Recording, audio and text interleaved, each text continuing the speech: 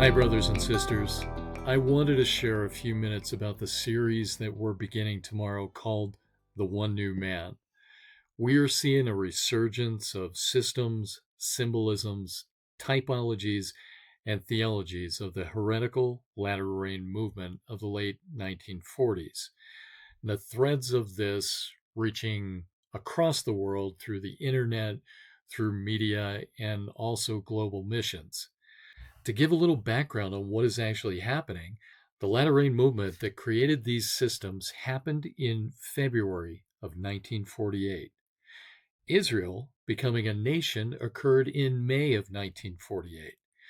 Therefore, those in the latter rain viewed Israel becoming a nation as a prophetic sign for the authenticity of their movement, but also of the culmination of the ages at the end of the millennium. Significant writers then began to develop a typological system from the Old Testament, all based on Israel.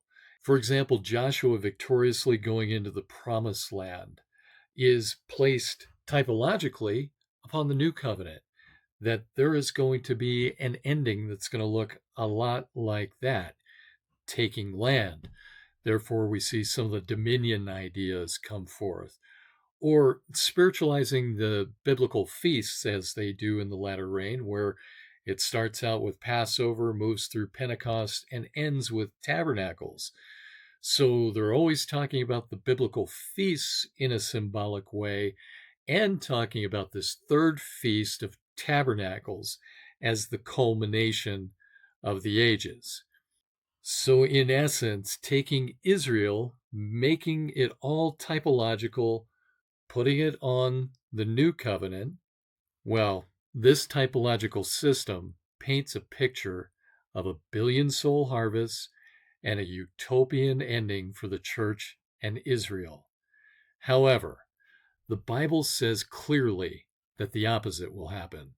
There will be a great falling away, and there will be a time of Jacob's trouble, which is why we're sounding the alarm. But the one new man of the revived latter rain is marching now straight to Israel, proclaiming a false Christ and a false ending. To us, this is the deception of all deceptions for the Jewish people, to embrace this false Christ of manifest sonship instead of the real Jesus. The movers and shakers paint this as a movement that's against anti-Semitism, but the greatest anti-Semitism of our time is bringing the false Christ of manifest sonship directly to the Jewish people. So we want to sound the trumpet. So please join us tomorrow, January 23rd, for the new series, The One New Man, where we will go line upon line, precept upon precept, and turn over every single stone to expose the men and the women and false Christ that is marching straight to Jerusalem. Thank you, and God bless you.